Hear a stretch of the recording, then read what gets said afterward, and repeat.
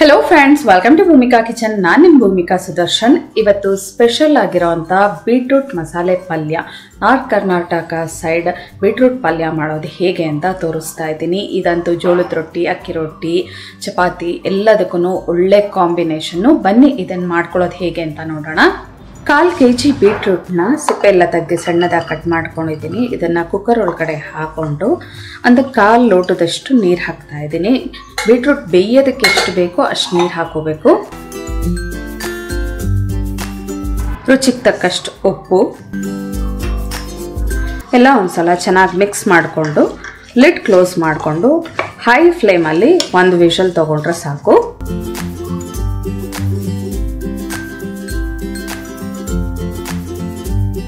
ಒಂದು whistle ಕೂಗಿಸ್ಕೊಂಡಿದ್ದಕ್ಕೆ beetroot ಚೆನ್ನಾಗಿ ಬಂದಿದೆ. ಇದರಲ್ಲಿರೋಂಥ ನೀರನ್ನ ಶೋಧಿಸ್ಕೊಳ್ಳೋಣ. ಆ ನೀರನ್ನು ಕೂಡ ಹಾಗೆ ಇಟ್ಕೊಂಡಿರೋಣ. ಒಂದು ಮಸಾಲೆ ರೆಡಿ ಮಾಡ್ಕೊಂಡ್ಬಿಡೋಣ. ಸ್ಟವ್ ಆನ್ ಮಾಡಿಕೊಂಡು ಬಾಣಲೆ ಒಳಗಡೆ 1 ಟೇಬಲ್ ಸ್ಪೂನ್ ಕಡಲೆಕಾಯಿ ಬೀಜ ಒಂದು 1/4 ಭಾಗದಷ್ಟು ಫ್ರೈ ಆಗಲಿ. ಕಡಲೆಕಾಯಿ ಬೀಜ ಒಂದು ಸ್ವಲ್ಪ ಫ್ರೈ ಆಗ್ತಿದ್ದ ಹಾಗೆ ಧನಿಯಾ 1 ಟೀ ಸ್ಪೂನ್, ಜೀರಿಗೆ 1/2 ಟೀ ಸ್ಪೂನ್. ಇದನ್ನು 1 ನಿಮಿಷ ಲೋ ಫ್ಲೇಮಲ್ಲೇ ಫ್ರೈ ಮಾಡ್ಕೊಳ್ತೀನಿ. ಎಲ್ಲ ಚೆನ್ನಾಗಿ ಚಟಪಟ ಅಂತ ಇದೆ. ಇವಾಗ ಬ್ಯಾಡಗಿ ಮೆಣಸಿನ್ಕಾಯಿ 3 ಅರ್ಧ ಕಟ್ ಮಾಡಿ ಹಾಕೊಂಡಿದ್ದೀನಿ. ಜಸ್ಟ್ ಒಂದ್ಸಲ ಮಿಕ್ಸ್ ಮಾಡಿಕೊಂಡ್ರೆ ಸಾಕು. ಇದೇ ಕಡೆಯಲ್ಲೇ ಹಾಗೆ ಬಿಟ್ಬಿಡೋಣ. ತಣ್ಣಗಾದ ನಂತರ ಮಿಕ್ಸರ್ ಜಾರ್ ಒಳಗಡೆ ಹಾಕೊಳ್ತೀನಿ. ಎಲ್ಲ ತಣ್ಣಗಾದ ನಂತರ ಮಿಕ್ಸರ್ ಜಾರ್ ಒಳಗಡೆ ಹಾಕೊಂಡಿದ್ದೀನಿ. ಇದ್ರ ಜೊತೆಗೆ 1 ಟೇಬಲ್ ಸ್ಪೂನ್ ಒಣ ಕೊಬ್ಬರಿ, ಇಲ್ಲ ಅಂತ ಅಂದರೆ ನೀವು ಹಸಿ ಕೊಬ್ಬರಿ ಬೇಕಾದರೂ ಕೊನೆಯಲ್ಲಿ ಪಲ್ಯಕ್ಕೆ ಉದುರಿಸ್ಕೋಬೋದು. ಇದನ್ನು ಇವಾಗ ಪುಡಿ ಮಾಡ್ಕೊಳ್ತೀನಿ ನೀರು ಹಾಕದೆ ಹಾಗೆ. ಈ ಥರ ಪುಡಿ ಮಾಡ್ಕೊಂಡಿದ್ದೀನಿ. ಇವಾಗ ಇದನ್ನು ಪಕ್ಕ ಎತ್ತಿಟ್ಕೊಂಡು ಒಗ್ಗರಣೆ ಹಾಕೊಳ್ಳೋಣ. ಸ್ಟವ್ ಆನ್ ಮಾಡಿಕೊಂಡು ಬಾಣಲೆ ಒಳಗಡೆ 2 ಟೇಬಲ್ ಸ್ಪೂನ್ ಎಣ್ಣೆ ಹಾಕಿದ್ದೀನಿ. ಎಣ್ಣೆ ಚೆನ್ನಾಗಿ ಕಾಯ್ತಿದ್ದು ಹಾಗೆ 1/2 ಟೀ ಸ್ಪೂನ್ ಸಾಸಿವೆ, ಕಡಲೆಬೇಳೆ 1/2 ಟೀ ಸ್ಪೂನ್, ಉದ್ದಿನಬೇಳೆ 1/2 ಟೀ ಸ್ಪೂನ್. ಇದನ್ನು ಫ್ರೈ ಮಾಡ್ಕೊಳ್ತೀನಿ. ಸಾಸಿವೆ ಸಿಡಿಯೋದಕ್ಕೆ ಶುರು ಆಗ್ತಿದ್ದ ಹಾಗೆ ಹಸಿಮೆಣಸಿನ್ಕಾಯಿ 2 ರಿಂದ 3, ನಿಮ್ಮ ಖಾರಕ್ಕೆ ಎಷ್ಟು ಬೇಕಾಗುತ್ತೆ ಅಷ್ಟು ನೋಡ್ಕೊಂಡು ಹಾಕೊಳ್ಳಿ. ಹಸಿಮೆಣಸಿನ್ಕಾಯಿ ಹಾಕೊಂಡು ಜಸ್ಟ್ ಒಂದ್ಸಲ ಮಿಕ್ಸ್ ಮಾಡಿಕೊಂಡು ಸಣ್ಣಗೆ ಹೆಚ್ಚಿರುವಂಥ 2 ಈರುಳ್ಳಿ, ಜೊತೆಯಲ್ಲೇ ಸ್ವಲ್ಪ ಕರಿಬೇವಿನ ಸೊಪ್ಪು. ಈರುಳ್ಳಿ ಒಂಚೂರು ಸಾಫ್ಟ್ ಆಗಲಿ ಅಲ್ಲಿವರೆಗೂ ಫ್ರೈ ಮಾಡ್ಕೊಳ್ತೀನಿ. ಈರುಳ್ಳಿ ಒಂದು ಸ್ವಲ್ಪ ಸಾಫ್ಟ್ ಆಗೋವರೆಗೂ ಚೆನ್ನಾಗಿ ಬೇಯಿಸ್ಕೊಂಡಿದ್ದೀನಿ. ಇದಕ್ಕೆ ಒಂಚೂರು ಉಪ್ಪು ಹಾಕೊಳ್ತಾ ಇದ್ದೀನಿ. ಬೀಟ್ರೂಟ್ ಬೇಯಿಸ್ಬೇಕಾದ್ರೇ ಉಪ್ಪು ಹಾಕಿರೋದ್ರಿಂದ ಒಗ್ಗರಣೆಗೆ ಎಷ್ಟು ಬೇಕೋ ಅಷ್ಟು ಉಪ್ಪು ಹಾಕೊಂಡ್ರೆ ಸಾಕು.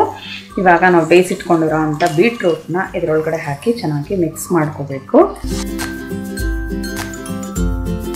ಹೈ ಫ್ಲೇಮಲ್ಲಿ ಬೀಟ್ರೂಟ್ನ 1 ನಿಮಿಷ ಮಿಕ್ಸ್ ಮಾಡ್ಕೊಳ್ತೀನಿ. ಬೀಟ್ರೂಟ್ ಎಲ್ಲ ಮಿಕ್ಸ್ ಮಾಡಿಕೊಂಡು ಚೆನ್ನಾಗಿ ಫ್ರೈ ಮಾಡ್ಕೊಂಡಿದ ನಂತರ ಲೋ ಫ್ಲೇಮ್ ಮಾಡಿ ಲಿಡ್ ಕ್ಲೋಸ್ ಮಾಡಿ 2 ನಿಮಿಷ ಇದನ್ನು ಲೋ ಫ್ಲೇಮಲ್ಲಿ ಬೇಯಿಸ್ಕೊಳ್ತೀನಿ. 2 ನಿಮಿಷ ಬೇಯಿಸ್ಕೊಳ್ತೀನಿ. ಹಾಗೆ ಒಂದ್ಸಲ ಈ ಥರ ಮಿಕ್ಸ್ ಮಾಡ್ಕೊಳ್ತೀನಿ.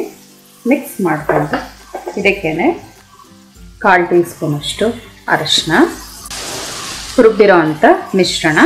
ಇದನ್ನು ನೀವು ಬೇಕಾದರೆ ಲಾರ್ಜ್ ಕ್ವಾಂಟಿಟಿಯಲ್ಲಿ ಬೇಕಾದರೂ ಮಾಡಿ ಇಟ್ಕೋಬೋದು, ಸ್ಟೋರ್ ಮಾಡಿ. ಇದನ್ನು ಹಾಕ್ಕೊಂಡು ಜಸ್ಟ್ ಒಂದ್ಸಲ ಹೀಗೆ ಮಿಕ್ಸ್ ಮಾಡ್ಕೊಂಡ್ಬಿಡ್ತೀನಿ. ಎಲ್ಲ ಮಿಕ್ಸ್ ಮಾಡ್ಕೊಂಡಿದ ನಂತರ ಇದಕ್ಕೆ 2 ಟೇಬಲ್ ಸ್ಪೂನ್ ಅಷ್ಟು ಈ ಬೀಟ್ರೂಟ್ ಬೇಯಿಸಿರುವಂಥ ನೀರೇ ಇತ್ತಲ್ಲ ಅದನ್ನು ಹಾಕ್ಕೊಳ್ತೀನಿ. ಯಾಕೆಂದರೆ ಈ ಮಸಾಲೆ ಎಲ್ಲ ಚೆನ್ನಾಗಿ ಹಿಡೀಲಿ. ಜಾಸ್ತಿ ನೀರು ಹಾಕೋಬಾರದು, ಗೊಜ್ಜು ಥರ ಆಗೋಗ್ಬಿಡುತ್ತೆ. 2 ಟೇಬಲ್ ಸ್ಪೂನ್ ಹಾಕೊಂಡ್ರೆ ಸಾಕು. ಚಿಮ್ಕಿಸ್ದಂಗೆ ಎಲ್ಲ ಈ ಥರ ಮಿಕ್ಸ್ ಮಾಡಿಕೊಂಡು ಇವಾಗ ಪುನಃ ಲಿಡ್ ಕ್ಲೋಸ್ ಮಾಡಿಕೊಂಡು 2 ನಿಮಿಷ ಲೋ ಫ್ಲೇಮಲ್ಲೇ ಬೇಯಿಸ್ಕೊಳ್ತೀನಿ. ಎಲ್ಲ ಮಿಕ್ಸ್ ಮಾಡ್ಕೊಂಡಿದ್ದೀನಿ ಕ್ಲೀನಾಗೆ. ಲಿಡ್ ಕ್ಲೋಸ್ ಮಾಡಿಕೊಂಡು 2 ನಿಮಿಷ ಬೇಯಿಸ್ಕೊಂಡ್ರೆ ಸಾಕು. 2 ನಿಮಿಷ ಬೇಯಿಸ್ಕೊಂಡಿದ ನಂತರ ಕೊನೆಯಲ್ಲಿ ಸಣ್ಣಗೆ ಹೆಚ್ಚಿರುವಂಥ 1 ಟೇಬಲ್ ಸ್ಪೂನ್ ಕೊತ್ತಂಬರಿ ಸೊಪ್ಪು ಹಾಕ್ಕೊಂಡು ಜಸ್ಟ್ ಒಂದ್ಸಲ ಮಿಕ್ಸ್ ಮಾಡಿಕೊಂಡು ಸ್ಟವ್ ಆಫ್ ಮಾಡಿಕೊಂಡ್ರೆ ಬೀಟ್ರೂಟ್ ಮಸಾಲೆ ಪಲ್ಯ ರೆಡಿ ಆಯಿತು ನೋಡಿ. ಚೆನ್ನಾಗಿ ಮಿಕ್ಸ್ ಮಾಡ್ಕೊಂಡಿದ್ದೀನಿ. ಸ್ಟವ್ ಆಫ್ ಮಾಡ್ತಾ ಇದ್ದೀನಿ. ಸರ್ವ್ ಮಾಡ್ಕೊಳ್ಳೋಣ ಇವಾಗ. ಇದನ್ನು ನೋಡಿದ್ರಲ್ಲ, ಬೀಟ್ರೂಟಲ್ಲಿ ಸ್ಪೆಷಲ್ ವೆರೈಟಿ ಪಲ್ಯ ಮಾಡಿದ್ದೀನಿ. ಇದಂತೂ ಜೋಳದ ರೊಟ್ಟಿ, ಚಪಾತಿ, ಊಟದ ಜೊತೆ ಸೈಡ್ ಡಿಶ್ ಆಗಿ ಕೂಡ ಇದನ್ನು ಬಡಿಸ್ಬೋದು. ತುಂಬಾ ರುಚಿಯಾಗಿರುತ್ತೆ. ನೀವು ಕೂಡ ಈ ಪಲ್ಯನ ಒಂದ್ಸಲ ಟ್ರೈ ಮಾಡಿ ಹೇಗಿದೆ ಅಂತ ನನಗೆ ಕಮೆಂಟ್ ಬಾಕ್ಸಲ್ಲಿ ತಿಳಿಸ್ಬೇಕು. ಇವತ್ತಿನ ಈ ವಿಡಿಯೋ ಇಷ್ಟ ಆದರೆ ಲೈಕ್ ಮಾಡಿ, ಶೇರ್ ಮಾಡಿ. ಯಾರೆಲ್ಲ ಇನ್ನೂ ಭೂಮಿಕಾ ಕಿಚನ್ಗೆ ಸಬ್ಸ್ಕ್ರೈಬ್ ಆಗಿಲ್ಲ ಆದಷ್ಟು ಬೇಗ ಸಬ್ಸ್ಕ್ರೈಬ್ ಆಗಿ. Thanks for watching.